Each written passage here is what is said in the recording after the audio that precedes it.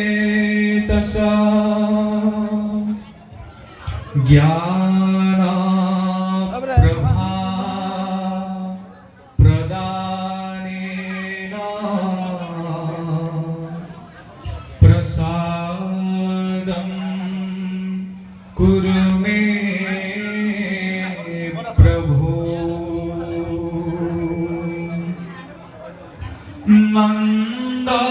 नन्दास्तु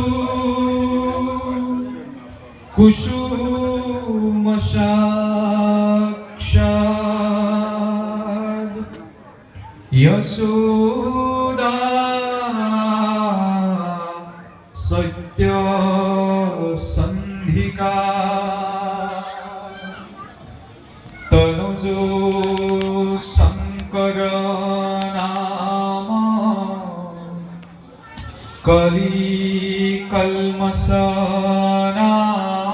कलिकल्मषनाशका कृष्ण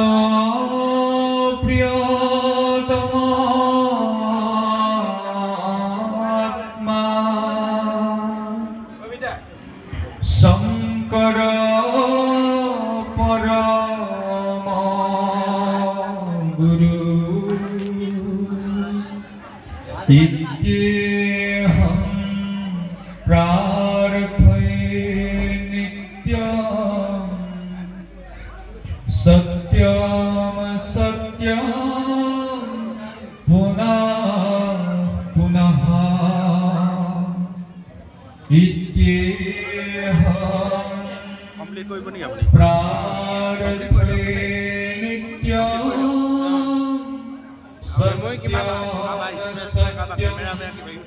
पुनः पुनः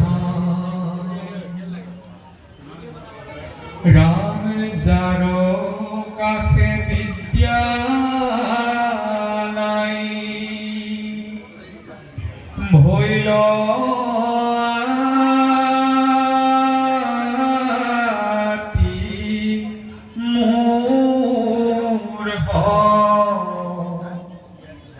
ज्ञान तु नाहि केरति आति कर्म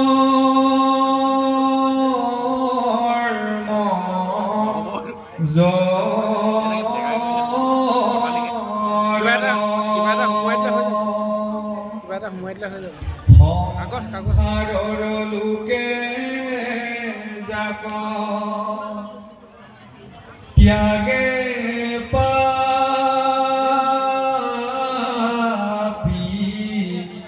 बुली हेहि জন তৰি যায় যাৰ পদ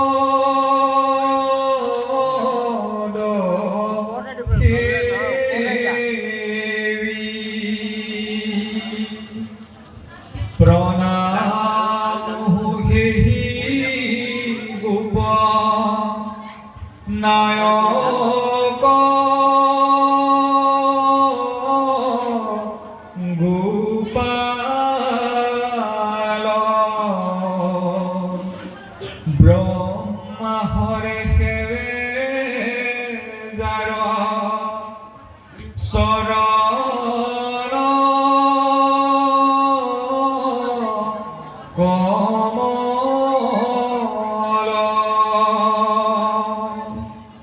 যাহার কৃপাত পাই হেন কৃষ্ণ প্রণাম সমবেত ভক্তর শরণ প্রণাম সমবেত ভক্তর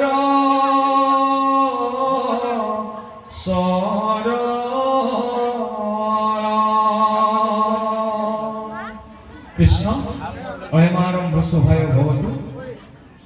পোনপ্ৰথমতে ইষ্টগুৰু সমন্বিত যে যিজনৰ কাষত কোনো বিদ্যা নাই, যাৰ কোনো জ্ঞান নাই, আৰু যিজনক সংসাৰৰ লোকসকলেও মহাপাপী বুলি পৰিত্যাগ কৰি দিয়ে, তেনেজন মহাপতিতেও যিজনা ভগৱন্তৰ শৰণাশ্ৰয়ী হৈ এই জন্ম মৃত্যু জৰা ব্যাধিৰ ভৱসাগৰ তুলি যাব পাৰে, পোনপ্ৰথমতেই শ্ৰীগুৰুৰ চৰণ সমন্বিত সেইজনা ইষ্ট প্ৰভু শ্ৰী গোবিন্দৰ চৰণত সেৱা অৰ্পণ কৰা হৈছে।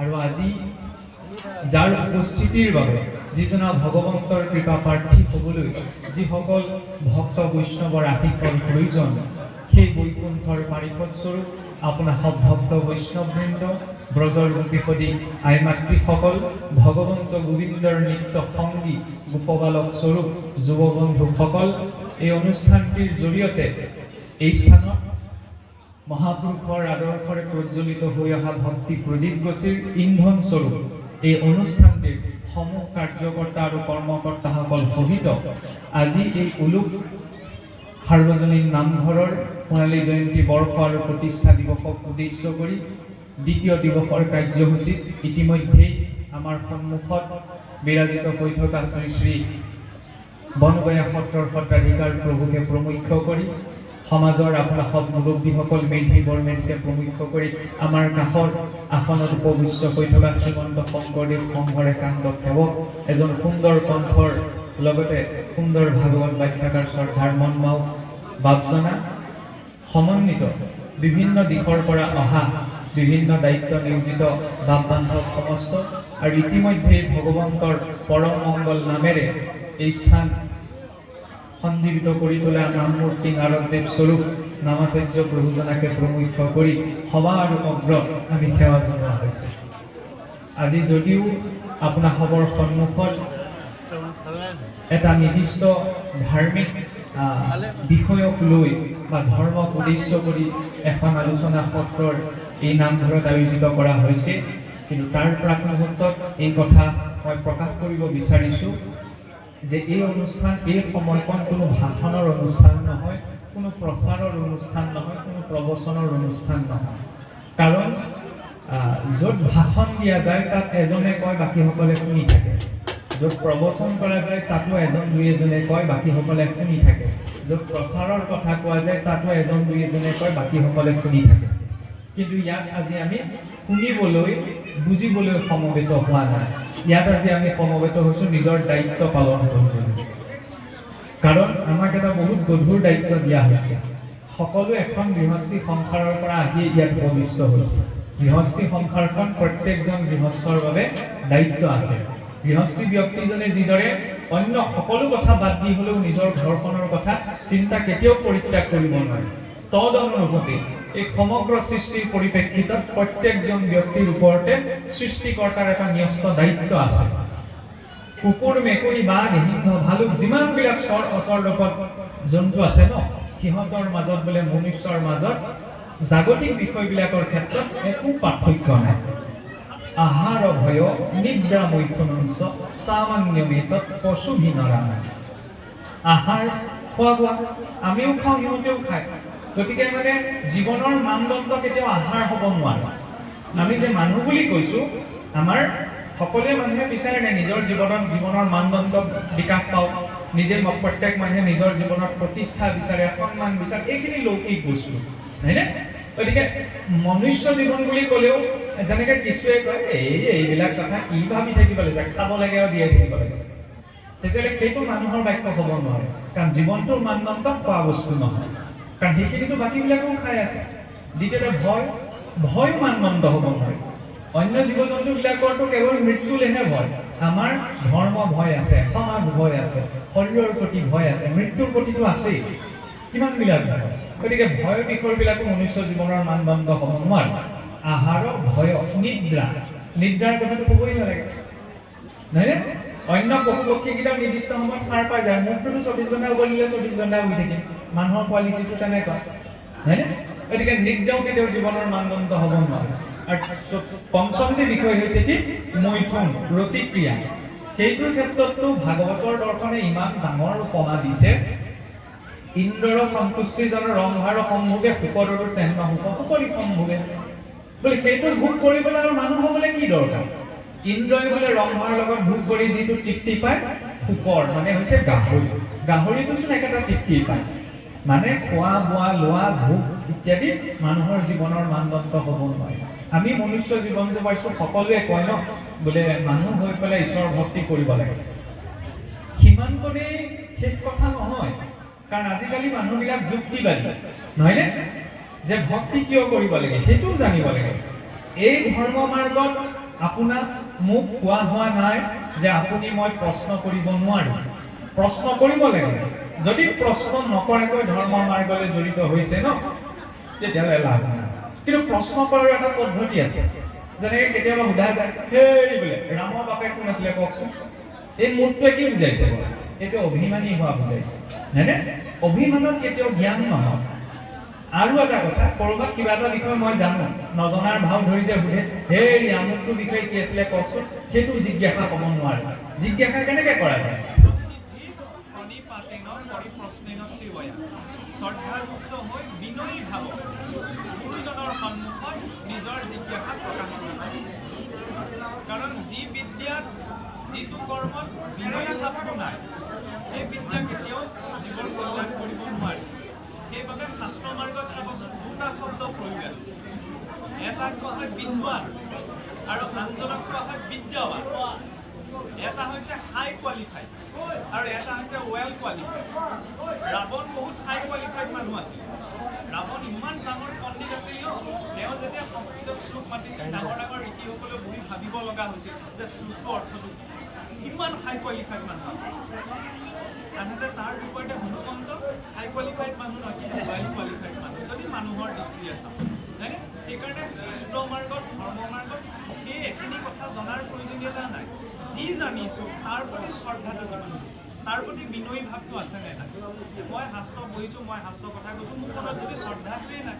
শ্ৰদ্ধা কেতিয়া আহে যেতিয়া উদ্দেশ্যটো জনা যায় উদ্দেশ্য নজনাকৈ যদি ধৰ্ম কৰ্ম কৰা হয় তেতিয়া সময় নষ্ট চব সময় নষ্ট আজি আপুনি ভাবি চাওকচোন আজি এই অনুষ্ঠানভাগ মোক মাতিলে কাৰণে মই আহিম হয়নে নহয় নমতা হ'লেতো মই নাহোঁ ইয়াৰ পৰা মই যেতিয়া উভতি যাম উভতি যোৱাৰ পাছত মোৰ চাগে সময়ো নোলাব যে ৰাইজে কি পালে কি নাপালে খবৰ ল'ব নহয়নে অনুষ্ঠানটো ধৰি ৰাখিছে কোনে ইয়াৰ অঞ্চলৰ ৰাইজে কাৰোবাৰ কায়িক কষ্ট কাৰোবাৰ মানসিক কষ্ট কাৰোবাৰ বাচিক কষ্ট তাৰ ফলত অনুষ্ঠানটো কিন্তু আজি দুদিনীয়া অনুষ্ঠানভাগ পাতিলে তাৰপিছত ৰাতিলে ভাওনা তাৰপিছত অনুষ্ঠান শেষ হৈ থাকিব আচ্ছা কাইলৈ কি পাম আমি দুদিন যে নামঘৰলৈ আহিলোঁ নাম গুণ গালোঁ ভোজ ভাত খালোঁ তাৰপিছত ভাওনা চালোঁ ঘৰত গৈ আলোচনা হ'ব বোলে ভাল লাগিলে কিছুৱে ক'ব ভাল লাগিলে ইমান কষ্ট মই যেনে তেনে ভালকৈ ভাওনা ভাগ কৰিলোঁ কিছুৱে ক'বগৈ নাই বতৰ পাতি বেয়া ইত্যাদি কথা হয়নে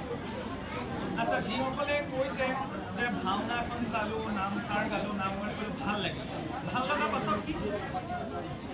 পাছত কি আৰু যিসকলে ক'ব যে কিবা এটা থাকি গ'ল কিবা এটা হ'ব লাগিছিল এনেদৰে তাৰ পাছত কি পালোঁ মানে সেইটো এটা ফ্ল'তহে থকা গৈছে ন গতিকে ফ্ল' এটা ধৰ্ম নহয় উদ্দেশ্যটো কি ইয়ালৈ যে আহিছোঁ আমি কৈ দিওঁ পোনপ্ৰথমতে কৈ দিওঁ বোলে নামঘৰলৈ আহিলে পুণ্য হয় পুণ্য কেনেকৈ হয় পুণ্য ক'ত আমি ইয়াৰ পৰা ধৰি লওক প্ৰসাদকেইটা ল'লোঁ বা অনুষ্ঠান থাকিলে তাৰপৰা ঘৰ পোৱাৰ লগে লগে প্ৰসাদকেইটা গৈ কেৰাহীখনত উঠেগৈ হয় নহয় তাৰপিছত বাকী পুণ্য কথা আমি ভাবিবই লাগে হয়নে নহয় গতিকে উদ্দেশ্যটো য'ত জনা যায় তত আপুনি যদি মই অকণমান বেছিকৈ কৈছোঁ অসুৰো যদি হয় তেতিয়াহ'লে এটা সুবিধা বোলে কিয় কোৱা হৈছে হিৰণ্যকশিপুৰ সকলোৱে জানে ন কিমান এটা দুৰ্দান্ত দৈত্য আছে হিৰণ্যকশিপু কোনো ধাৰ্মিক ব্যক্তি নাছিল হয়নে হিৰণ্যকশিপুৱে যেতিয়া ব্ৰহ্মাক উপাসনা কৰিবলৈ বোলে গৈছিল তেতিয়া দিনত আৰু বোলে সত্যযুগৰ ধ্যানহে আছিল ধ্যানৰ জৰিয়তেহে ভগৱানক পায় অলপ সময় ধ্যান নহয় হাজাৰ হাজাৰ বছৰ ভাওনাখনত আমি দেখোঁনে বোলে কশিপু এনেকুৱা বৰ্ণনা আহে শ্ৰীমদ ভাগৱতৰ সপ্তম স্কন্ধত যে কশিপুৱে প্ৰথমতে পদ্মাসনত বহি মানে এইটো ওপৰত ইটো গুৰু তুলি আৰু এইটো ওপৰত ইটো ভৰি তুলি তেনেকৈ এক মানে এনে ব্ৰহ্মাৰ উপাসনা তাত কাম নিদিলে তেনেকৈ বহুত বছৰ পাৰ হৈ গ'ল তাৰপিছত গ'ল বৃক্ষাসন মানে কি নিজৰ সোঁভৰি বুঢ়াগুলিটোৰ ওপৰত থিয় হৈ ঊৰ্ধ্ববাহু তেনেকৈ বোলে 1000 বছৰ ৰৈ আছে বাত বৃষ্টি হ'ল বজ্ৰপাত পৰিলে একো প্ৰভাৱিত নহ'ল শুইয়ে ধৰি গ'ল 1000 বছৰ পাৰ হৈ গ'ল কিন্তু বিচলিত নহ'ল নহয়নে বহুত ডাঙৰ কথা আৰু ৰাতিপুৱা গধূলি আমাৰ গোঁসাই ঘৰ সোমাবলৈ সময় নাই হয় নহয় পক্ষীবোৰ ইমান সময় ওলালে যে 1000 বছৰ যদিও অসুৰ আছিল ব্ৰহ্মাক তপ হৈ বহি থাকিল আৰু আমাৰ পুৱা গধূলা গোঁসাইখন ফুটোৱাবলৈ সময় নহয় সেয়াটো সেয়া পক্ষীবোৰ অসুৰ আছিল কোনো ধৰ্মৰ নীতি নিয়ম নজনাকৈ মানে সিহঁতে ব্ৰহ্মাক ভাবি থাকিল হয়নে ভগৱানক ভাবো বুলি গোঁসাইঘৰ বহি চাওকচোন তো সংসাৰেৰে মহাচিন্তা কেতিয়াও তেতিয়া মনলৈ আহে মানে কি পক্ষীবোৰ যদিও অসুৰ আছিল সেইখিনি মোৰ উদ্দেশ্যটো স্পষ্ট আছিল যে মই ইমানখিনি কিয় কৰিছোঁ ব্ৰহ্মাৰ পৰা যেনে তেনে মোক বৰটো লাগে হয়নে যদি ব্ৰহ্মাৰ পৰা বৰটো পাই ল'লে তেতিয়াহ'লে মোৰ কাম নহ'ব হয়নে আমি জড়িত হৈছোঁ জড়িত হ'ব লাগে কাৰণ উদ্দেশ্যটো নাই সেইকাৰণে আমাৰ মানুহবিলাক যেন তেনি গুচি যায় য'তে সুবিধা পায় তালৈকে গুচি যায় হয়নে সেইটো নহয় এটা উদ্দেশ্যলৈ জীৱনটোত আগবঢ়াটো প্ৰয়োজন নহয় সেইটো স্কুল কলেজতো শিকায় ধৰ্ম মাৰ্গতো এটা উদ্দেশ্য আছে আমি ভগৱানক পাবলৈ জড়িত ভগৱানক সকলোৱে পাব নোৱাৰে সেইটো সত্য কিন্তু চেষ্টাটো আমি কৰিব পাৰোঁ হয়নে এতিয়া চাওকচোন ক'ৰবাত যদি চৰকাৰৰ ফালৰ পৰা 3000 টকা 4000 টকা দিয়ে তেতিয়াহ'লে আমাৰ মানুহ উদয় কৰিলেও তাত লাইন হৈ থাকেগে নাথাকে থাকেগে ন কিন্তু নামঘৰ লাইনছত লাহে লাহে পিছলৈ গৈ থাকিব কঁকালে নহয় সেইটো বেয়া কথা নহয় মই সেইটো বিৰোধিতা কৰিবলৈ যোৱা নাই শৰীৰৰ এটা সীমাবদ্ধতা আছে হয়নে বহুত ঠাই এইখন ঠাইত বহি থকাৰ লগে লগে গাঁঠি বিষে ধৰে কঁকালৰ বিষে ধৰে চব মানুহ বহি থাকিব নোৱাৰে সেইটো ধ্ৰুৱ সত্য কথা কিন্তু দায়িত্ব আছে ন ভকত কেতিয়া এতিয়া ভোজটো বনাই আছে চাবচোন সকলো জেগাত যেতিয়া ভোজ খাব হ'ব আমাক ভকত এটা নৱমীকে নামি আহিব তাৰ আগ মুহূৰ্তত আনক কোৱা কথা নহয় মই আপোনাক আপুনি মোক কোৱা কথা নহয় নিজৰ এটা দায়িত্ব আছে ন হয়নে নহয় সদায় দিনেতো আমি নামঘৰলৈ নাহোঁ আৰু নামঘৰ কিয় দি থৈ গৈছে সেইটোতো জানিব লাগিব আজি চাওক সমস্যাবিলাক আমাৰ নিজৰ খ্ৰীষ্টানজনে সেইটো ভুল নকৰে মুছলিমজনে সেইটো ভুল নকৰে যিটো ভুল আমাৰ সচৰাচৰ হৈ থাকে এতিয়া এইটোও নাভাবিব যে মই ইয়াত সমাজৰ ভুল আঙুলিয়াবলৈ আহিছোঁ ভুল নহয় আমি সকলো নিজৰ মানুহ ন গতিকে কিবা এটা যদি ভুল বুজাবুজি ক'ৰবাত কৈছে আমি নিজৰ মাজত বুজাবুজি এৰা ধৰাৰে সমাজখন চলাব লাগিব প্ৰশ্ন সমাজখন চলোৱাটোৱে নহয় যে মানুহে ইয়াৰ পৰা কি আদৰ্শ লৈ যাব হয়নে আমি যেতিয়া ভাগৱত ধৰ্ম বুলি কওঁ ন বহুতৰ আজি অসমত কিছুমান কথা ক'বলৈ অকণমান অসুবিধা কিয় অসুবিধা কাৰণ দৃষ্টিকোণটো বহুত সৰু বহল দৃষ্টিভংগীটো কোনোবাখিনিত অকণমান কেতিয়াবা অভাৱ হৈ যায় যেতিয়া আমি ভাগৱত ধৰ্ম বুলি কওঁ তেতিয়া আমাৰ মানুহে সকাম নিকামকেইটা চলি আছে কাৰণে গীতা ভাগৱত এইকেইখন গীতা ভাগৱত ঘোষা আৰু কীৰ্তন এই চাৰিভাগ শাস্ত্ৰ অন্তত মুখকেইখন দেখিছে বাকী আপোনাৰ সাধাৰণ মানুহ এজনক সেইটো কথা বাদেই দিয়ে সেইখিনিলৈ গ'লেতো অকণমান বহুতলৈ যোৱা হয় সকলোৰে ঘৰত অসমীয়া কেলেণ্ডাৰ আছে নাই অসমীয়া কেলেণ্ডাৰ চবৰে ঘৰত থাকে নহয় হয় নাই ল'ৰাটোক বা ছোৱালীজনীক মাতি আনিবচোন সেইফালে আছোঁ আনি পেলাই ক'ব এই অসমীয়া কেলেণ্ডাৰখন কেনেকৈ চাই মোক দেখুৱাই দিছোঁ তেতিয়া চব ওলাই যাব মই এইটো ক'ব বিচাৰিছোঁ আমাৰ মানুহে অসমীয়া কেলেণ্ডাৰখন চাব নজনা হৈ গ'ল যিবিলাক কথা আগতে জুহালত বহি বহি ককা আইতাক মাক দেউতাকে শিকাইছে তাৰপিছত আমাৰ ধৰ্ম সংকট হৈছে আমুক হৈছে তামুক হৈছে আৰু নিজৰ জেগাত যদি নিজৰ দায়িত্বটো পালন কৰা যায় ন তেতিয়াহ'লে প্ৰহ্লাদ 5 বছৰে এটি শিশু হয়নে আমি বহুত ভাল সমাজত আছোঁ বোলে কেনেকৈ আছোঁ চাৰিওফালে সত্যাত ধৰ্ষণ হৈছে আৰু তেতিয়া ভগৱান ৰামচন্দ্ৰ যেতিয়া বনবাসত গৈছিল ন তেতিয়া ডাঙৰ ডাঙৰ হাড়ৰ দম দেখিলে দেখি পেলাই মহৰ্ষি বশিষ্ঠ সুধিলে যে এইবিলাক ইমান ডাঙৰ ডাঙৰ হাড়ৰ দম কিহৰ বোলে কি ক'ব প্ৰভু এই অসুৰ দৈত্য সোপাই গোটেই ঋষি মুনিসকলক মাৰি পেলাই হত্যা কৰি তেওঁলোকৰ হাড় মহৰ দম কৰি থৈছে আপুনি মই তেনেকুৱা পৰিস্থিতি দেখিবলৈ পোৱা যোৱা নাই অন্ততঃ এইখন অসমত এইখন দেশত নহয়নে তেতিয়াহ'লে আমি সেই দৃষ্টিৰে চাবলৈ গ'লে বহুত ভালত আছোঁ আৰু দ্বিতীয় কথাটো হ'ল কি যেতিয়া আমি ভাগৱত ধৰ্মৰ কথা কওঁ তেতিয়া চলিত এটা পৰম্পৰা চলিত কিছুমান নীতি নিয়মেই নহয় আমি ভাবোঁ কি ভাৰতত থকা হিন্দু মানুহখিনিহে ভাগৱত ধৰ্ম গ্ৰহণ কৰে মই ইতিহাস আজিকালি মানুহবিলাক বৰ ফেক্সুৱেল ন গতিকে ফেক্ট চাব পাৰে খ্ৰীষ্টপূৰ্ব যেতিয়া যীশু খ্ৰীষ্টৰ জন্মও হোৱা নাছিল খ্ৰীষ্টপূৰ্ব 1113 বা শুংগ বংশৰ ৰজা বাগভট্টৰ শাসনকালত তক্ষশিলাৰ ৰজা গ্ৰীচৰ এজন এম্বেছাডৰ এনটিএল কিডছ শাসনকালত হেলিঅডৰাছ নামৰ এজন ব্যক্তি ভাৰতলৈ আহিছিল আৰু তেওঁ হৈছে ইতিহাসত আটাইতকৈ পুৰণা প্ৰমাণ যি এতিয়া বৰ্তমান মধ্যপ্ৰদেশৰ বেশনগৰ নামৰ স্থানত গৰুৰ স্তম্ভ স্থাপন কৰি ভাগৱত ধৰ্মত দীক্ষিত হৈছিল ইমানখিনিলৈকে ঠিকে আছে কাৰণ নামৰ আগত এটা শব্দ ব্যৱহাৰ কৰিছিল কি জানেনে মহাভাগৱত বৈষ্ণৱ পৰম্পৰাত মহাভাগৱত বুলি ভক্তজনক কোৱা হয় তেতিয়াহ'লে যেতিয়া ভাগৱত পৰম্পৰা বুলি কওঁ সিদিনা আৰম্ভণি হোৱা এটা পৰম্পৰা নহয় হাজাৰ বছৰ পৰা যি ইয়াৰ গুৰুত্বতা বুজিছে ন ইয়াক গ্ৰহণ কৰিছে বোলে সেইবোৰ ভাৰতৰ কথা মই আৰু বহলৈ লৈ যাওঁ হয়নে আজিকালি সমস্যাটো হৈছে কি এটা নিৰ্দিষ্ট পৰিচয় কৰা য'ত উদ্দেশ্যৰ স্পষ্টতা থাকে তাত মতভেদ নাহে সমুদ্ৰ মন্থন কৰোঁতে অসুৰ আৰু দেৱতা চাবলৈ গ'লে মিল নাই অসুৰৰো মিল নাই দেৱতাৰো মিল নাই কিন্তু একেলগে মথনি জড়িত জুৰিভাগি সাগৰ মথি থাকিব পাৰে কিয় পাৰিলে তেওঁলোকৰ মাজত কি যুক্তি তৰ্ক নহৈছিলে একোতো নহ'লে আমি বৰ্ণনা নাপাওঁ কিহৰ বল নাপালে আমাৰ ইজনে সিজনে থাকিলে তৰ্কাতৰ্কি হৈ যায় কাৰণ উদ্দেশ্যটো ডাঙৰ আছিল ন উদ্দেশ্যটো কি আছিল অমৃত লাগে অমৃত সৰু বস্তু নহয় গতিকে ধৰ্ম মাৰ্গত যেতিয়া উদ্দেশ্যটো ডাঙৰ হয় এৰা ধৰা বুজাবুজি সমাজখন চলি যায় আৰু এই কথাখিনি কিয় কোৱা হৈছে কাৰণ সমাজত সকলোৰে চিন্তাধাৰা একেই নহয় একেগৰাকী মাতৃ দুটি জন্ম সন্তানৰ চিন্তাও একেই হোৱাটো সম্ভৱ নহয় গতিকে সমাজলৈ আহিলে মোৰ কথা আপোনাৰ লগত কিবা এটা অমিল হ'বও পাৰে তাত এটা শাস্ত্ৰ প্ৰমাণ কৰিব অকণমান এৰা ধৰি বুজাবুজি চলিব লাগিব আৰু চাওকচোন এইখিনি ভাগৱতৰ পৰম্পৰা কেৱল এইখন ভাৰততে যে পালন কৰা হৈছে এইটো নহয় মই অকণ ভাৰতৰ সীমা পাৰ হৈ গৈছোঁ আজি 2025 চনৰ শেষৰ ফালে ইণ্ডোনেছিয়াৰ প্ৰধানমন্ত্ৰী ভাৰতবৰ্ষলৈ আহিছিল তেতিয়া ভাৰতৰ পাৰ্লিয়ামেণ্টত এটা ৰাষ্ট্ৰপ্ৰধানসকল আহিলে এটা ভাষণ দিয়ে সেই ভাষণত তেওঁ এটা কথা কৈছিল ইণ্টাৰনেটত গৈ চাবলৈ পাৰে যে তেওঁ ভাৰতলৈ অহাৰ প্ৰায় এসপ্তাহমানৰ আগতে নিজৰ DNA টেষ্ট কৰিছিল DNA টেষ্ট মানে কি আমাৰ যিটো বংশগতি পিতৃ পিতামহ প্ৰপিতামহৰ পৰা হয় ন তেতিয়া টেষ্ট কৰোঁতে কৈছিল তেওঁ যিটো DNA ইণ্ডোনেছিয়া হৈছে আটাইতকৈ ইছলাম ধৰ্ম জনবসতি বেছি থকা দেশ কোনখন মানুহে পাকিস্তান বুলি ভাবে চৌদি আৰব বুলি ভাবে নহয় ইণ্ডোনেছিয়াৰ 99.9% ইছলামিক আৰু সেইখন দেশৰ প্ৰধানমন্ত্ৰীয়ে ইয়াৰ পাৰ্লিয়ামেণ্টত এটা স্পীচ দি পেলাই ইণ্টাৰনেশ্যনেল মিডিয়া আছে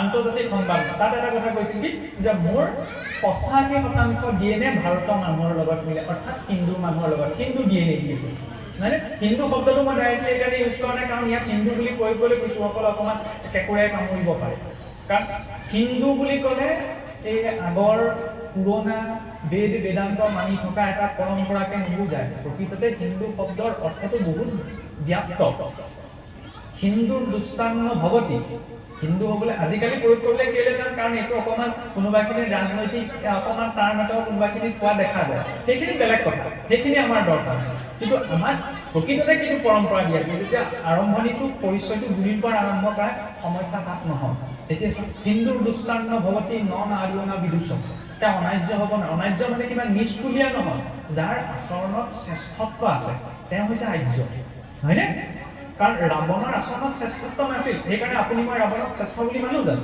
নামানো কিন্তু ৰাৱণ ঋষি বিশ্ববাৰ পুত্ৰ আছিল হয়নে যিসকলে বহুতে ভাবি থাকে ন এইবিলাক এটা প্ৰপগেণ্ডালৈ চলাইলে নহয় য'ত সংস্কাৰক গুৰুত্ব দিয়া আছে তেওঁকে গ্ৰহণ কৰা আছে বেচাৰা আজিও জ্বলে নহয় প্ৰতি বছৰে ৰাৱণ কিয় নিজৰ সংস্কাৰখিনি ত্যাগ কৰাৰ কাৰণে ন আচাৰহীন নকুনন্তি বেদ আচাৰহীন ব্যক্তিজনক চাৰি বেদেও খুচি কৰিব নোৱাৰে ন এতিয়া সেয়া ইণ্ডোনেছিয়াৰ প্ৰধানমন্ত্ৰীৰ ভাষণে ৰাছিয়াত এটা সময়ত গীতা ভগৱত গীতা আমাৰ বৈষ্ণৱ ধৰ্মৰ মূল আধাৰ গীতা ভাগৱতী নহয় জানো গীতাখন বেন কৰি দিয়া হৈছিল কিয় বেন কৰা হৈছিল কাৰণ যে গীতাত বোলে যুদ্ধৰ কথা আছে আজিৰ যুগত থাকি যুদ্ধৰ কথা ক'লে মানুহৰ মাজত অশান্তি ব্যক্ত হ'ব বুলি ৰাছিয়ান গভৰ্ণমেণ্টে গীতাখন গোটেই ৰাষ্ট্ৰতে নিষিদ্ধ কৰি দিছিল হয়নে কিন্তু এতিয়া আটাইতকৈ বেছি যদি ৰাছিয়ান লেংগুৱেজত যদি গীতা বিক্ৰী হৈছে বা প্ৰচাৰ হৈছে ৰাছিয়া সেয়া বাদ দিয়ক ইজিপ্ত কিমান এখন দূৰৰ দেশ হয়নে ইজিপ্তৰ যিটো ৰজাসকলৰ বংশ ডাইনেষ্টি যেনেকৈ আমি অসমত আহোমসকলৰ কথা কওঁ চুতীয়াসকলৰ কথা কওঁ যিবিলাক পাল বংশৰ কথা কওঁ ইজিপ্তৰ যিটো বাহিৰৰ কথা কেলৈ কৈ আছোঁ কাৰণ মানুহে জানক ন জনাটো প্ৰয়োজন ভাগৱত বুলি ক'লে ইয়াত এই ব্যাসদেৱে গছৰ তলত বহি পেলাই আমাৰ কাৰণে লিখি থৈ যোৱা এখন গ্ৰন্থ সেইটোৰ পৰম্পৰা কিমান দূৰলৈকে আছে ইজিপ্তৰ ফেৰাহৰ ডাইনেষ্টিৰ প্ৰথমজন ৰজাৰ নাম কোন আছিল ৰামেছেছ ইজিপ্তত ৰামৰ নাম ৰামেছেছ বুলি আছে। থাইলেণ্ডৰ ৰজাই আজিও নিজৰ নামৰ পাছত ৰাম লিখে। আমাৰ ইয়াত বৰ বেছিকৈ ৰাম ৰাম কৈ থাকিলে বিজেপি মানুহ বুলি ভাবে, হয়নে? মই খোলাকে কৈ দিছোঁ, সেইবিলাক বেলেগ কথা, কিন্তু স্পষ্টতা ইয়াত কিহৰ কথা কোৱা হৈছে। দ্বিতীয় কথা চাওক, সেয়াটো সেয়াই, হয়নে? আপোনাৰ ভাগৱতত বৰ্ণিত যি তৃতীয় স্কন্ধত বৰ্ণনা আহে পৰমাণু বিজ্ঞানৰ এটা পদাৰ্থ কিহেৰে গঠিত, তাক অধ্যয়ন কৰি পদাৰ্থ বিজ্ঞানৰ এটা নতুন শাখা ওলাইছিল মেক্স প্লাংকৰ নাম, কোৱাণ্টাম পদাৰ্থ বিজ্ঞান। শ্ৰুডিঞ্জাৰ, মেক্স প্লাংকৰ নিচিনা বৈজ্ঞানিকে ভাগৱত বেদান্তৰ পৰম্পৰা অধ্যয়ন কৰি তাত এটা বিজ্ঞানৰ নতুন শাখা উলিয়াই। সেয়া বাদ দিয়ে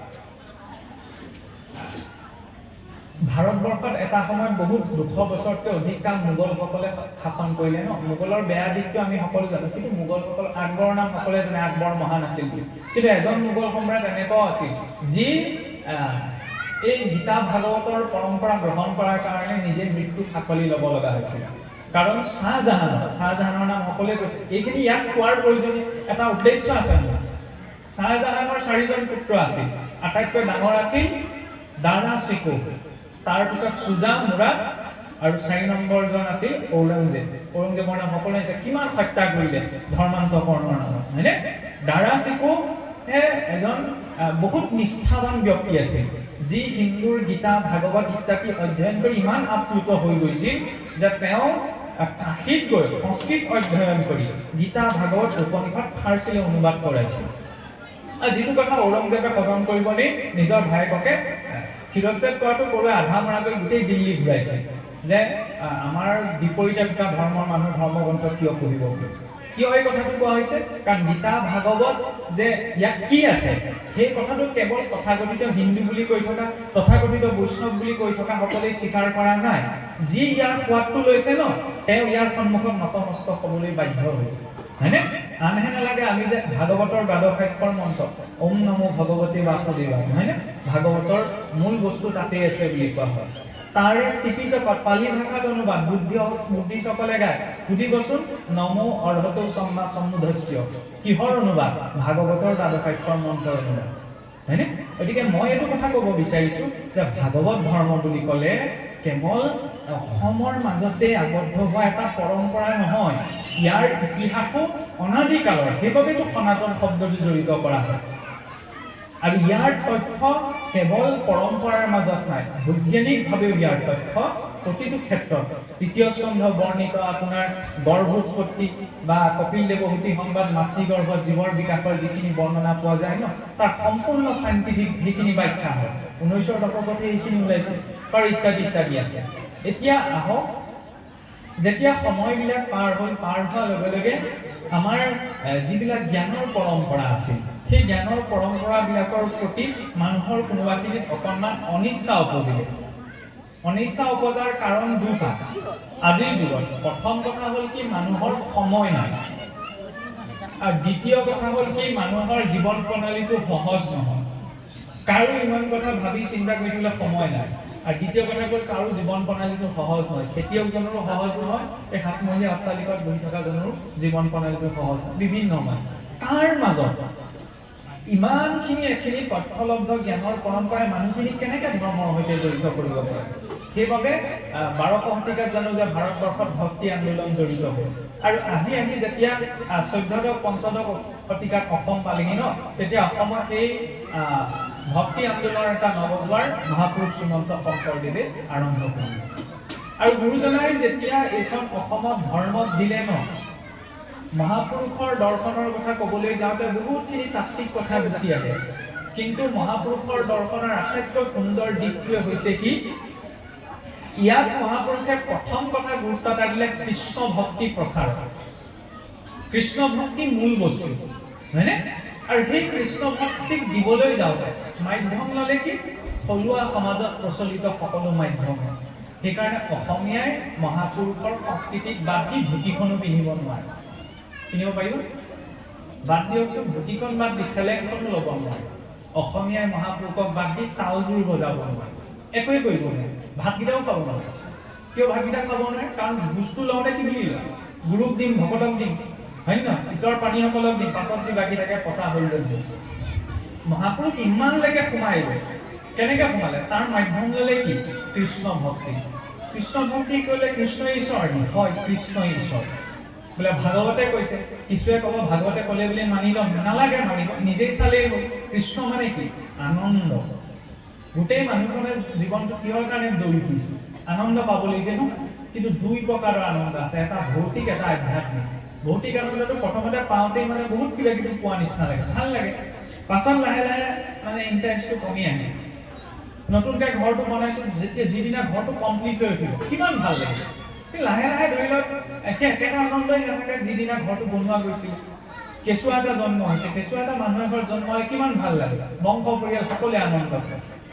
কিন্তু লাহে লাহে যেতিয়া ডাঙৰ হ'ব, সেই একেটা আনন্দই আমাৰ নিচিনা বয়সতো ভুলতো নাথাকেগৈ, হয় নে নহয়? আৰু দ্বিতীয়তে কোনোবাই চাকৰি এটা পাইছে, কিমান কষ্ট মষ্ট কৰি পাইছে, ইত্যাদি ইত্যাদি। কিন্তু পোৱা দিনাৰ যিটো আনন্দ, ৩-৪ বছৰ একেলগে পাছত একেই থাকিবনে? নাথাকে। কিন্তু ভাগৱতটো একেলগেই পঢ়ি আছে, হয় নে নহয়? নামঘোষা একেভাগেই গাই আছে। আৰু মানুহে যেতিয়া চিনেমা এখন চাবলৈ যায়, বহুত একদম আজিকালি মানে চিনেমা চাই গান নহয়, হয়নে? চিনেমাখন চাবলৈ যোৱাৰ পাছতো আমাৰ মানুহ বহি থাকে যে ছেকেণ্ড ভাৰ্চনটো কেতিয়া ওলাব, হয়নে? ভাল গান এটা শুনিছে, ইয়াৰ পাছত আৰু এই গানটোৰ ছেকেণ্ড ভাৰ্চন এটা কেতিয়া ওলাব? কাৰোবাৰ মুখত শুনিছেনে নামঘোষাৰ ছেকেণ্ড ভাৰ্চন এটা উলিওৱা?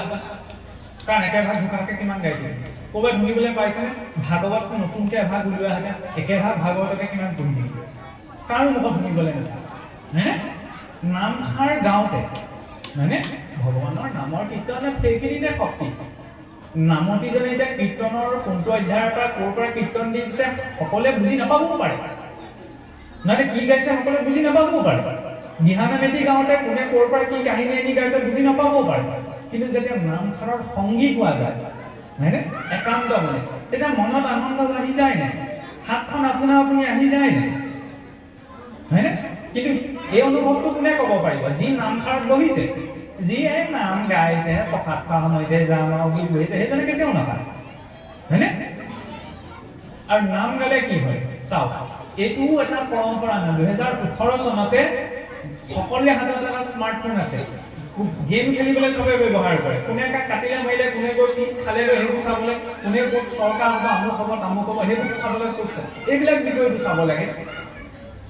2018 চনত university of Philadelphia, university of Pennsylvania বিশ্ববিদ্যালয় আৰু ফিলাডেলফিয়া নামৰ বিশ্ববিদ্যালয়ত দুজন বিশ্ববিখ্যাত মনোবিজ্ঞানী ডক্টৰ কোৱিন আৰু ডক্টৰ ষ্টেইনবাৰ্গ নামৰ দুজন বিজ্ঞানীয়ে এটা বহুত ডাঙৰ মানে স্কেলত এটা ডাঙৰ মনোবৈজ্ঞানিক পৰীক্ষা কৰিছিল।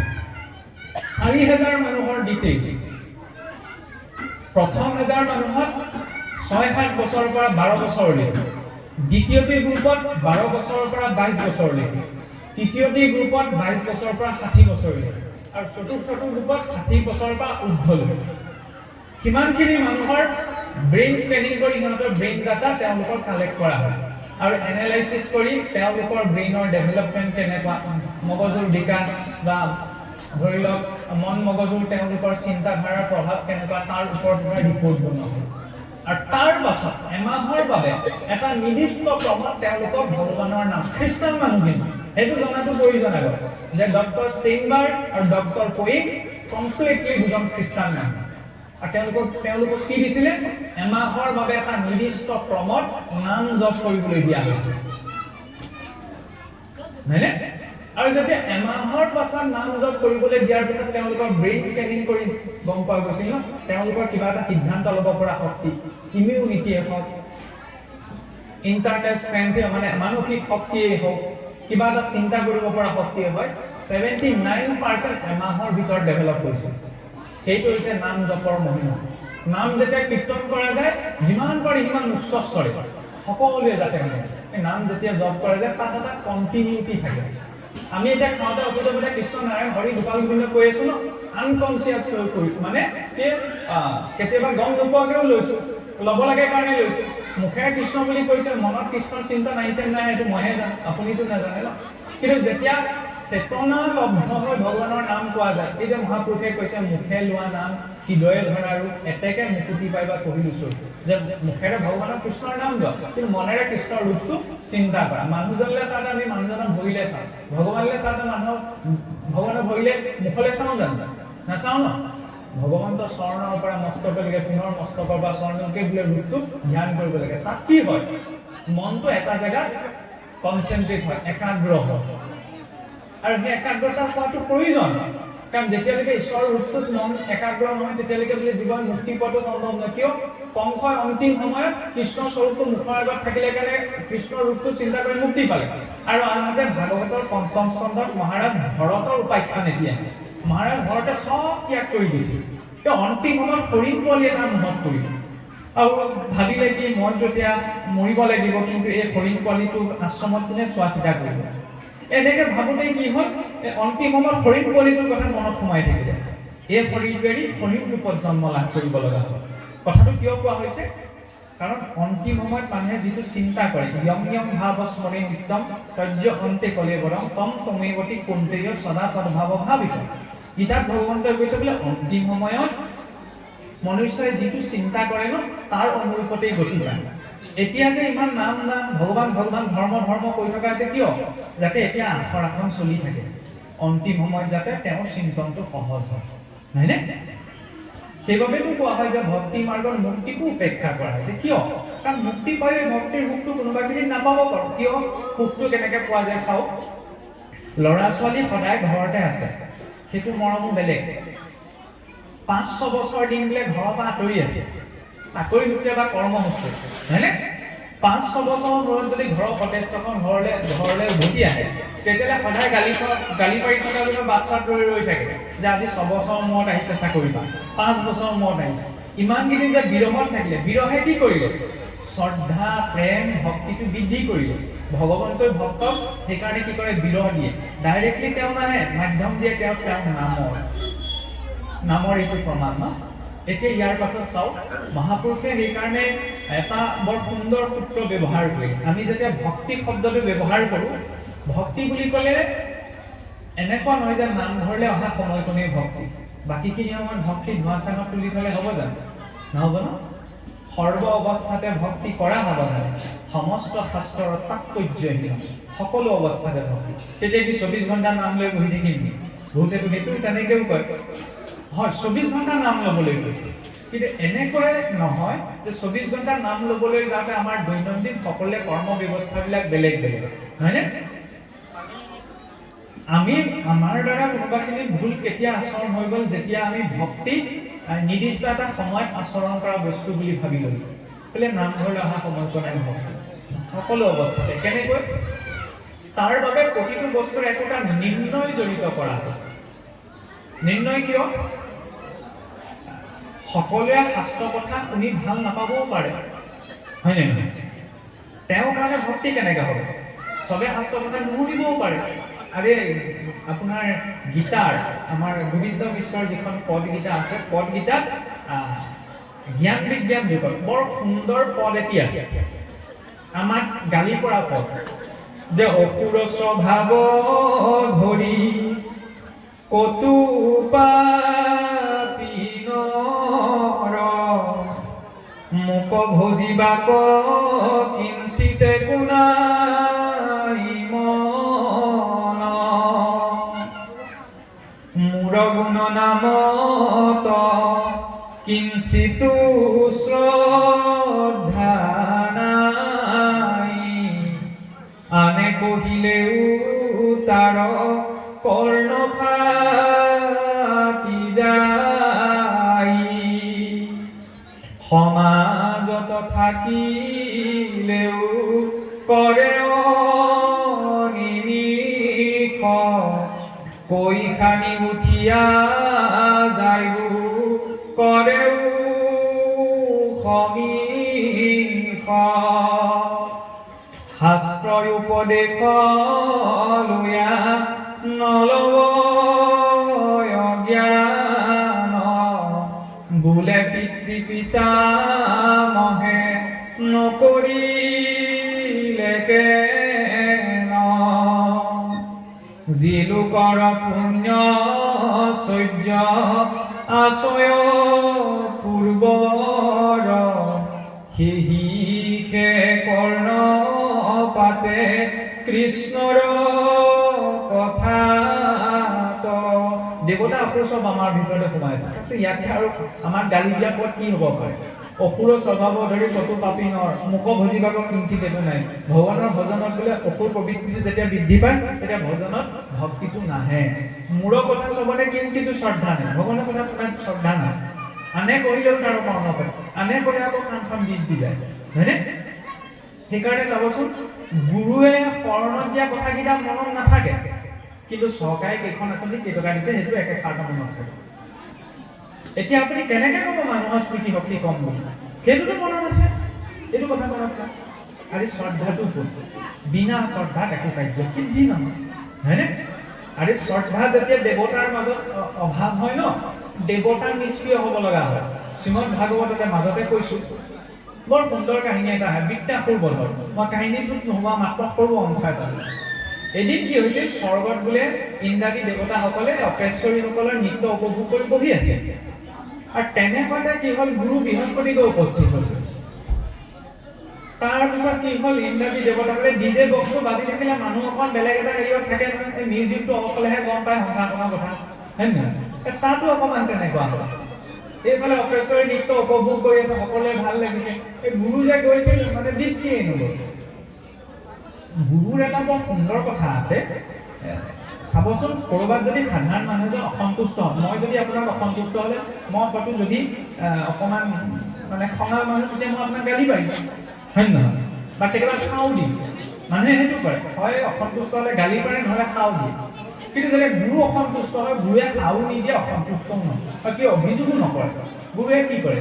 সংসাৰ আটাইতকৈ ডাঙৰ বেয়া সিদ্ধান্ত আছে, অনুপস্থিতিটো শূন্য কৰি দিয়ে। উপস্থিতিটো শূন্য কৰে, গুৰুৱে উপস্থিতিটো শূন্য কৰি দিয়ে। পিছত গুৰুৱে যেতিয়া গৈ দেখিলে যে এই সকলটো আৰু অপেশ্বৰী নৃত্য উপভোগত কৰিলোঁ, মই আহিলোঁ কথা এষাৰেই নাই যেনিবা, সম্ভাষণ এটাই নজনালে, কি কৰিব? গুচি গ'ল। পিছত যেতিয়া আৰু অপেশ্বৰী নৃত্য শেষ হ'ল, তাৰপিছত ঘপককৈ মনত পৰিলে বোলে গুৰু বৃহস্পতি আহিছে, ইহঁত কোনেওচোন তাত বহিবলৈকে নহয়। তেতিয়া ভুলটো অনুভৱ হ'ল, সকলো গৈ দেৱগুৰু বৃহস্পতি গৃহত উপস্থিত হ'লগৈ, গুৰু অন্তৰ্ধান হৈ গ'ল। গুৰু অন্তৰ্ধান হৈ গ'ল। আৰু এই নিউজটো কোনে পাই গ'ল?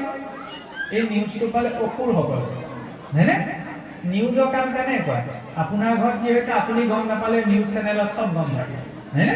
আৰু যেতিয়া নিউজটো পাই গ'ল অসুৰবিলাকে, চিধাই স্বৰ্গপুৰী আক্ৰমণ, ইন্দ্ৰাদী দেৱতাসকলৰ পৰা স্বৰ্গখন আকৌ লৈ ল'লে। মানে দেৱতাৰো শক্তি তেতিয়ালৈকে আছে যেতিয়ালৈকে গুৰু লগত আছে, হয়নে?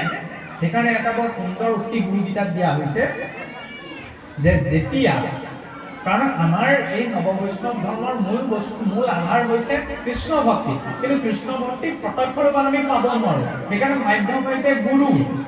শাস্ত্ৰবং সজাতিম শৈব স্বকৃত্ৰিম পুষ্টিবৰ্ধনম এতৎ সৰ্বম পৰিতেজম গুৰুমেব সমাশ্ৰয়। নিজৰ আশ্ৰম ধৰ্ম, কুল ধৰ্ম কিবা কাৰণত যদি এৰিব লগাও হয় তেতিয়াহ'লে এৰি দিয়ক, কিন্তু গুৰুক ত্যাগ কৰিবলৈ বাধা দিয়া হৈছে। কাৰণ যাৰ ওপৰত গ্ৰহ অসন্তুষ্ট হৈছে, হয়নে? যাৰ ওপৰত গ্ৰহ দেৱতা অসন্তুষ্ট হৈছে তেওঁক বোলে বিধিয়ে ৰাখিব পাৰে, হয়নে?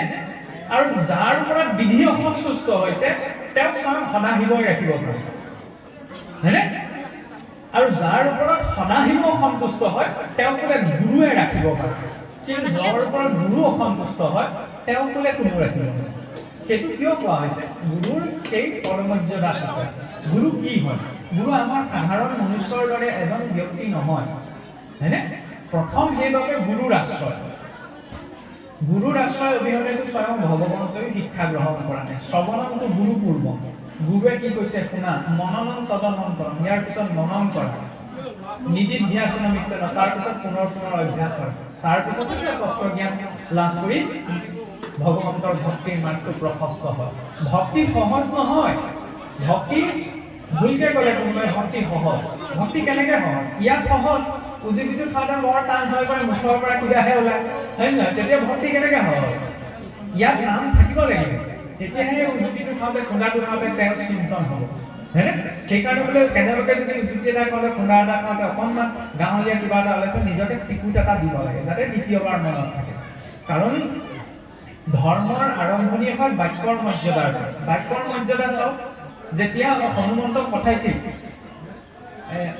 সীতাৰ মানে খবৰ দিবলৈ খবৰ ল'বলৈ লংকালৈ আমি হোৱা এটা ৰাৱণক গৈ চিধাই কুকুৰ মেকুৰীবাহে আৰম্ভ কৰিলোঁ হয় নহয় কিন্তু হনুমন্তই গৈ কি সম্বোধন কৰিছে লংকেশ বুলি লংকাৰ যি ঈশ্বৰ মানে বাক্যৰ মৰ্যাদা হয়নে সেয়াটো সেয়াই স্বয়ং ভগৱান কৃষ্ণই যেতিয়া পঞ্চ পাণ্ডৱৰ হৈ এই দুৰ্যোধনৰ ওচৰত সন্ধি কৰিবলৈ গৈছিল যুদ্ধ নহওক বুলি আমি যোৱা হেতেনতো দুৰ্যোধনক হৈ আমুক তামুক দিয়া আৰম্ভ কৰিলে ভগৱান কৃষ্ণই কি কৈছে যে হে কুৰু ৰাজকুমাৰ হয়নে কুৰু ৰাজকুমাৰ যদিও দুৰ্যোধনৰ অধৰ্ম কৰিছিল বাক্যৰ মৰ্যাদা জানিছিল হয়নে দৈত্যবিলাকলৈ চাওক হিৰণ্যাক্ষই ইন্দ্ৰক পৰাস্ত কৰি দে পন মুকুট বহুত দিন পিন্ধিলা বোলে কাঢ়ি লৈ আনিলে কিন্তু তাৰ ভিতৰতো ইমানকণ মেনাৰ্ছ আছিল মুকুটটো পাইছে ন লোকক পৰাজিত কৰি গতিকে সেই মুকুটৰ কৰ্তৃত্বটো প্ৰথমতে কাক দিছিল নিজে পিন্ধা নাই নিজৰ মাকৰ স্বৰ্ণ দ্বিতীয় স্বৰ্ণ দেখিছেনে মনাখন মুকুটটো আনি পেলাই ইন্দ্ৰৰ পৰা কাঢ়ি আনি কাক দিয়ে যদিও দৈত্য আছে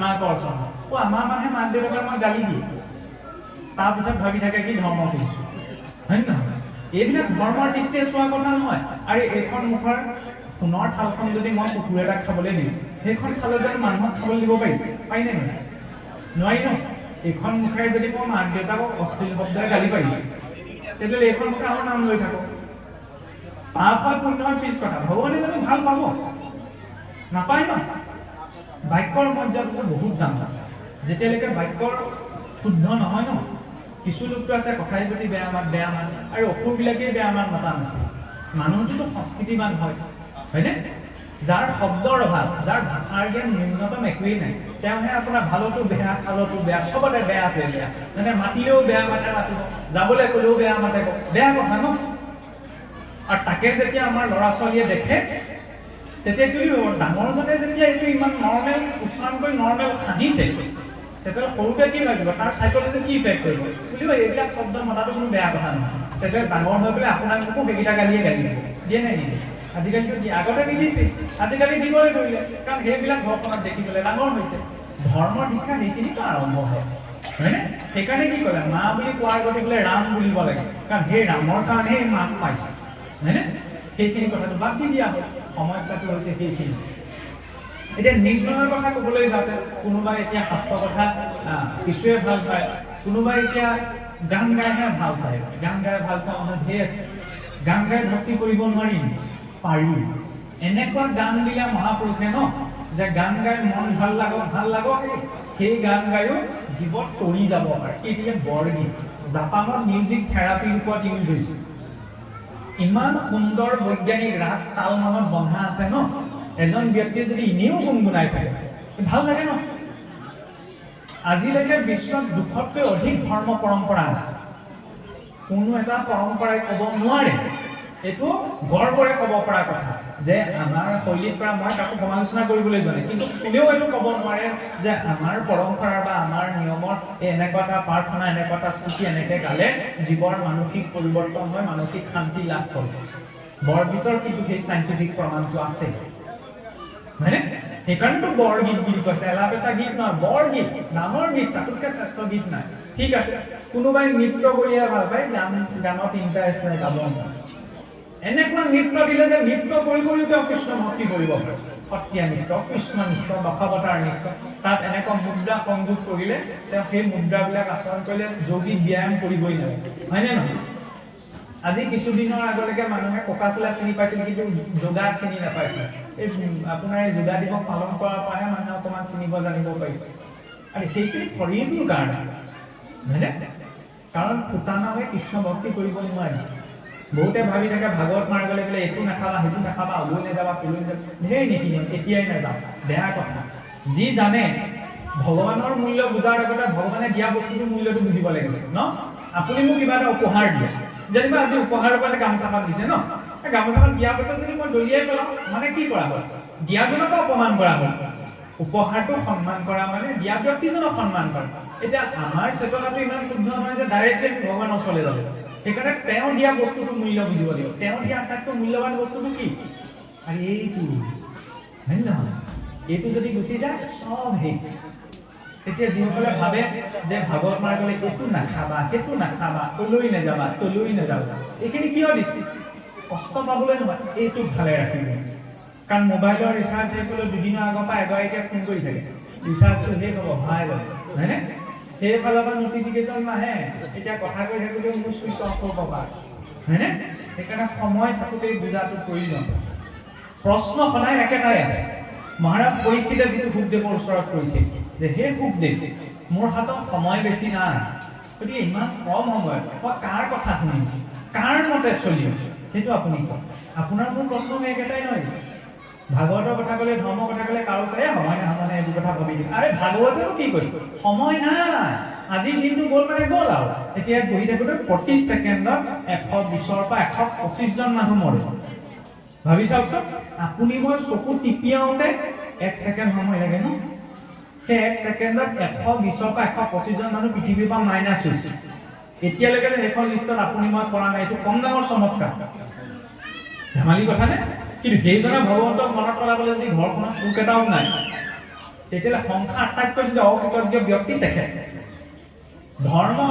আৰে নিজৰ ইষ্টদেৱৰ উপাসনাটো বলি বিষপৰ্বা বান এইবিলাক দৈত্য দানৱেও এৰি দিয়া নাই আমাৰ এৰি দিলে হয় নহয় সন্ধ্যা লাগিল মাত্ৰ অকণমান দায়িত্ব প্ৰতি ঘৰ গৃহতে যদি প্ৰাৰ্থনা এটি প্ৰতি ঘৰ গৃহৰ পৰা যদি ঘোষাৰ শব্দ এটি ওলাই আহে তেতিয়া গাঁওখনৰ পৰিৱেশ কেনেকুৱা হ'ব চাওকচোন কিন্তু আমাৰ কৰে নাই নকৰে বোলে লাজ লাগে ডাঙৰকে প্ৰাৰ্থনা কৰে ডাঙৰকে যেতিয়া ডাঙৰজনক গালি পাৰিবলৈ লাজ নালাগে তেতিয়াহ'লে ভগৱানৰ নামটো ক'বলৈ কেনেকৈ লাজ লাগিব আমিতো লাজ নকৰোঁ ক'ৰবাত দম লাগিবলৈ হ'লে আমি লাজ কৰি দম নলগাকৈ থাকিম নি খোলা কথা ময়ো যদি ক'ৰবাত তৰ্কাতৰ্কি লাগিবলৈ হ'লে মই লাজ কৰি মনে মনে বহি থাকোঁ মই আপোনাৰ এটা তৰ্ক কৰিম হয়নে আৰে তৰ্ক কৰিবলৈ যেতিয়া লাজ লগা নাই তেতিয়াহ'লে পুৱা গধূলা টেটুফালি চিঞৰি ভগৱানৰ নাম ল'বলৈ কিয় লাজ লাগিছে সমস্যাটো হৈছে সেইটো মুছলিম মানুহক চৰকাৰে আৰু গালি পাৰি থাকক মানুহে আৰু গালি পাৰি থাকক আজান দিয়া বন্ধ কৰিবনে নকৰে ন সেইটো শিকিবলগীয়া আৰু তেওঁলোকে ইমানখিনি হেৰি কৰি লওক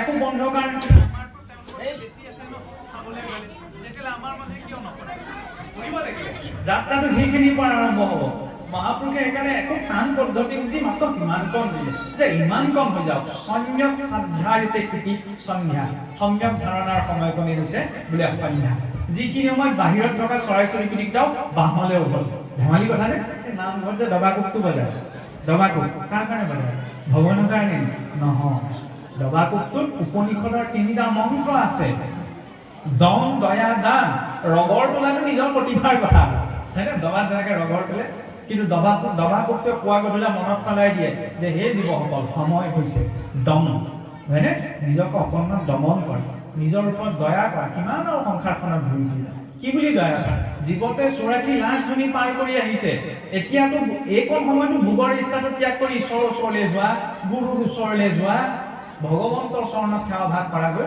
দয়া কৰা নিজৰ জীৱটোৰ ওপৰত দান কৰা কি দান কৰি বোলে সন্ধ্যা লগা দান কৰিবলৈ কেনেকৈ দান নিজেও যেনেকৈ দবাকোপ মাৰিলে আগতে কয় ন এই বোলে সন্ধ্যা লাগিলে দবা কৰিছে কৃষ্ণ কৃষ্ণ দয়া কৰা নিজেও মনত পেলাই গোসাঁই ঠাইলৈ যোৱা আৰু যাই কিজনৰ মনত নাই পৰা সেইকেইজনকো এই মুখাকেইটা দিওঁ সন্ধ্যা লাগিলে গোসাঁই ঘৰলৈ গ'ল হয় নে সেইটো কোৱা কিন্তু সেইকণৰ অভাৱ সেইকণেই আনিব লাগে সেইকণ অনাৰ পাছতহে বাকীখিনি এতিয়া গীত গ'ল নৃত্য গ'ল ইয়াৰ পিছত কি থাকিলে দৈনন্দিন জীৱনৰ এজন সাধাৰণ মানুহৰ কাম কাজ ৰাতিপুৱা শুই উঠাৰ লগে লগে হাজাৰ মানুহ সাৰ পায় কিন্তু যেতিয়া এজন গুৰুমুখী ব্যক্তি সাৰ পায় ন তেতিয়া প্ৰথমটো তেওঁ ধন্যবাদ কাক দিব গুৰু আৰু ভগৱান কিয় শুই থাকোঁতে কিমান মানুহ মৰি থাকে তাৰ কোনো হিচাপ নাই আজি যে ৰাতিপুৱা মই সাৰ পালোঁ এই পৃথিৱীখন যে দেখিবলৈ পালোঁ পৰিয়ালৰ মানুহ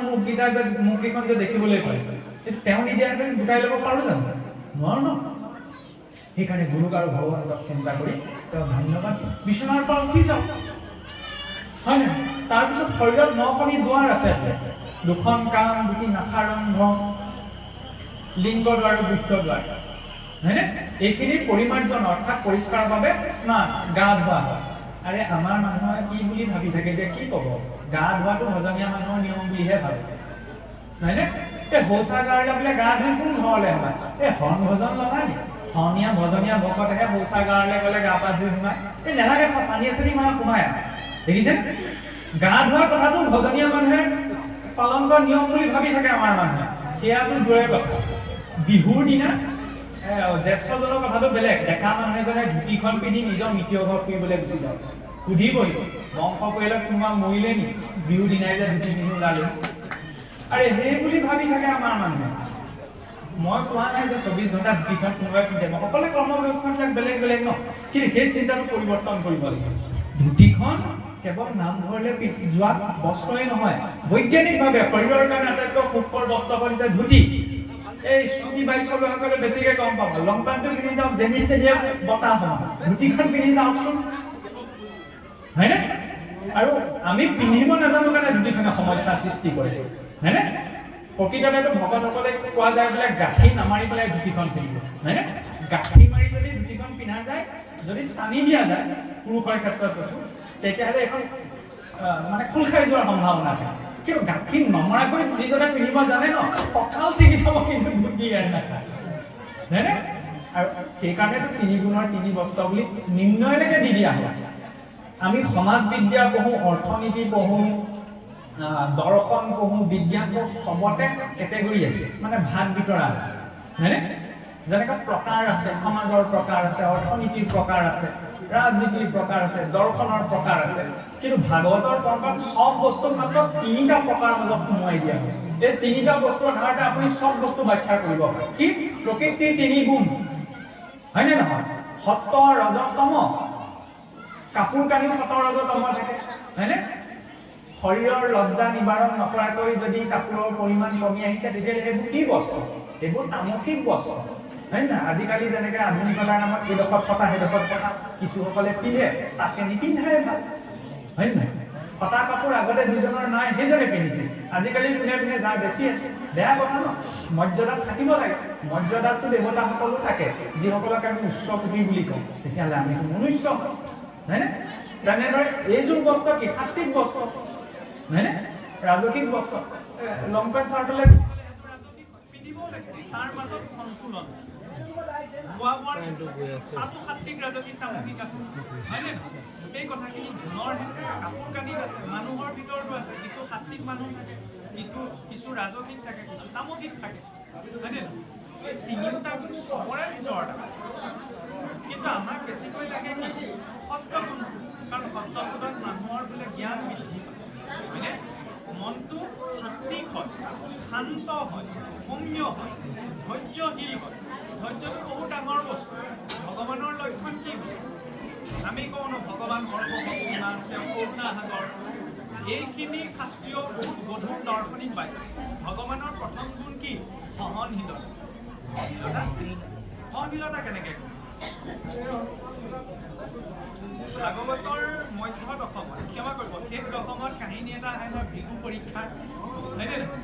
ভৃগু ঋষিয়ে গৈ পেলাই ভগৱান বিষ্ণুৰ বক্ষত বহুত গুণ মাৰি দিছিল। আমি হোৱাহেঁতেন কি বুলি ক'লো? তেতিয়াই দেখুৱাই দিলেহেঁতেন কাক গুণ মাৰিলে। আমাক গুণ মাৰি কোনোবাই ঢকা এটা দিলেও তেতিয়াই গম পাই যাব কাক ঢকা দিলে, হয়নে? কিন্তু নাৰায়ণে ৰিপ্লাইটো কি দিলে যে আপুনি মোৰ কঠিন বক্ষত গুণ মাৰি দুখ পালে। সেইটো সাহসৰ অভাৱক বুজোৱা নাই, কিছুসকলে এইটো নপুংসতা বুলি ভাবে, হয়নে? যদি মই অপমানিতকৈ মৌনতা অৱলম্বন কৰা হৈছে, সেইটো ডাঙৰ সাহস। কিন্তু তাৰ লগতে এইটো শিক্ষা দিয়া যে মোৰ সন্মুখত যদি কিবা এটা অধৰ্ম অন্যায় হৈছে, তাৰ বিৰুদ্ধে মাত মতাটো কিন্তু প্ৰয়োজন। মই যদি চৰ খাব লগা হৈছে, মই খাই যাম, কিন্তু মোৰ সন্মুখত যদি কোনোবা নিদুষী এজনে চৰ খাব লগা হৈছে, তেতিয়াহ'লে কিন্তু মই মনে মনে নহয়, হয়নে?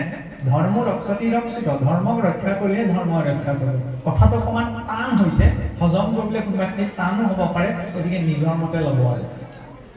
ভগৱানৰ প্ৰথম, কাৰণ আমি জীৱনটোত এনেকুৱা নহয় ন, ভক্তি কৰিলে বোলে দুখ কষ্টবিলাক নাইকিয়া হৈ যায়। দুখ কষ্ট নাইকিয়া নহয়।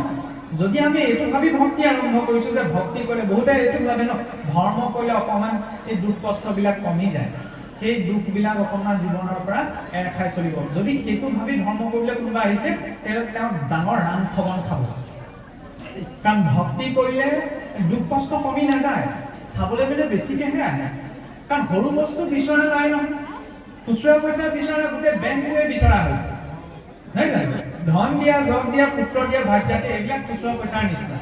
ঈশ্বৰক নমনা যদিও যদি কৰ্মত যায় সেইখিনি পাই যাব, সেইখিনি কাৰণে ইমান কৰিব লগা নাই। মানুহে কৰ্ম কৰি যাব পাই যায় যদি আছে। যদি ভাগ্যত নাই, মই মোৰটো মাৰি দিওঁ নাপাওঁ, হয়নে? কিন্তু ইয়াত কি কোৱা হৈছে যে প্ৰভু বাকী একো নিদিলেও হ'ব, একো নালাগে, কিন্তু তোমাক লাগে, কাৰণ জনাই যে ঐশ্বৰ্য, প্ৰেম, কৰুণা, জ্ঞান, বৈৰাগ্য, শক্তি, সামৰ্থ্য সকলো যিজনৰ পৰা আহিছে, তেওঁ যেতিয়া মোৰ লগত থাকিব কিহৰ চিন্তা, হয় নে নহয়? সেইবাবে ইয়াত এইটো জীৱনত সহনশীলতাৰ কথা কিয় কোৱা হৈছে? কাৰণ মান, অপমান, ভাল, বেয়া সকলো যেতিয়া নিজৰ কৰ্মফল ঈশ্বৰৰ ইচ্ছা বুলি গ্ৰহণ কৰা যায় ন, তেতিয়া অভিযোগটো নাথাকে। আমি যে কেতিয়াবা ক'ব লগা হয় আমুকৰ কাৰণে মোৰ কামটো নহ'লগৈ,